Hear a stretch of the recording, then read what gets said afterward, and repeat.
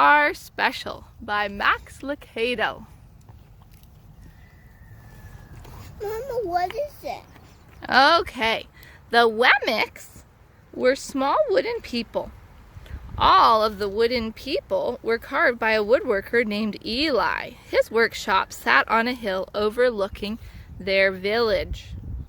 Each Wemmick was different. Some had big noses, others had large eyes. Some were tall and others were short.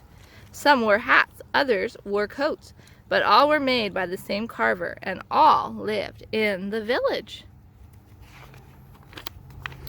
And all day, every day, the Wemmicks did the same thing. They gave each other stickers. Each Wemmick had a box of golden star stickers and a box of gray dot stickers. Up and down the street, all over the city, people spent their day sticking stars or dots on one another. The pretty ones, those with smooth wood and fine paint, always got stars. But if the wood was rough or the paint chipped, the Wemmicks gave dots. The talented ones got stars too. Some could lift big sticks high above their heads or jump over tall boxes. Still others knew big words or could sing pretty songs. Everyone gave them stars. Some Wemmicks had stars all over them. Every time they got a star, it made them feel so good. It made them want to do something else and get another star. Others, though, could do little. They got dots. So I guess that's he made kind of like a bird Wemmick. Yes. Okay, listen. Punchinello was one of these. He tried to jump high like the others, but he always fell. And when he fell, the others would gather around and give him dots. Sometimes when he fell, his wood got scratched, so the people would give him more dots. Then when he would try to explain why he fell, he would say something silly, and the Wemmicks would give him more dots. After a while, he had so many dots that he didn't want to go outside. He was afraid he would do something dumb, such as forget his hat or step in the water, and then people would give him another dot. In fact, he had so many gray dots that some people would come up and give him one for no reason at all. That's so sad. Now that God doesn't do that to us. He deserves lots of dots, the wooden people would agree with one another. He's not a good wooden person.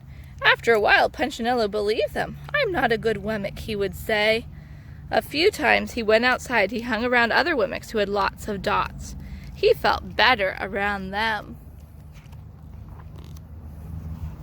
One day he met a Wemmick who was unlike any he'd ever met. She had no dots or stars. She was just wooden. Her name was Lucia. It wasn't that people didn't try to give her stickers. It's just that the stickers didn't stick.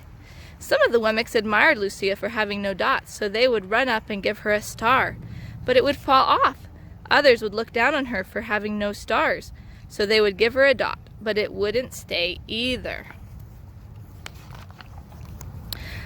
That's the way I want to be, thought Punchinello. I don't want anyone's marks.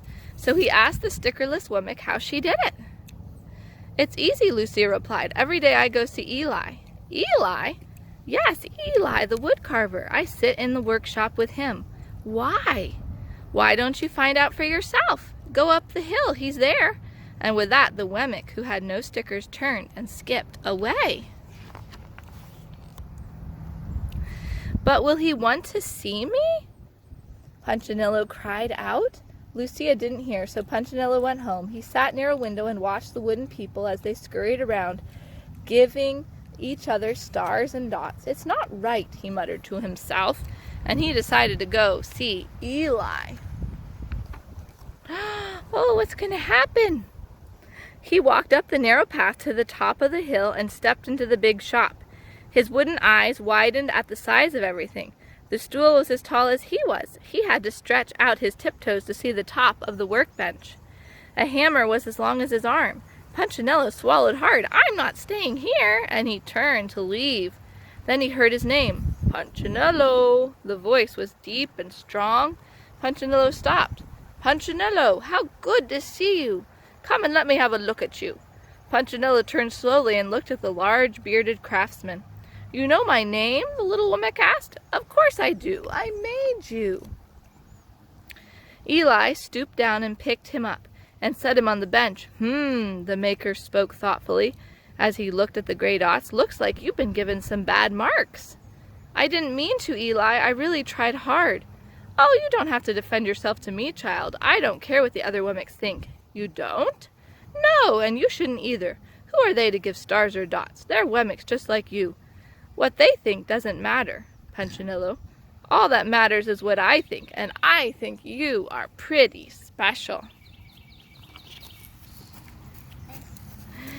Punchinello laughed. Me? Special? Why? I can't walk fast. I can't jump. My paint is peeling. Why do I matter to you? Eli looked at Punchinello, put his hands on those small wooden shoulders, and spoke very slowly. Because you're mine. That's why you matter to me. Punchinello had never had anyone look at him like this, much less his maker. He didn't know what to say. Every day I've been hoping you'd come, Eli explained. I came because I met someone who had no marks, said Punchinello. I know, she told me about you. Why don't the stickers stay on her? The maker spoke softly. Because she has decided that what I think is more important than what they think. The stickers only stick if you let them. What?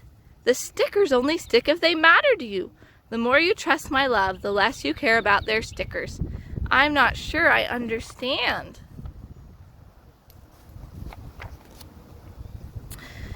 Eli smiled. You will, but it will take time. You've got a lot of marks.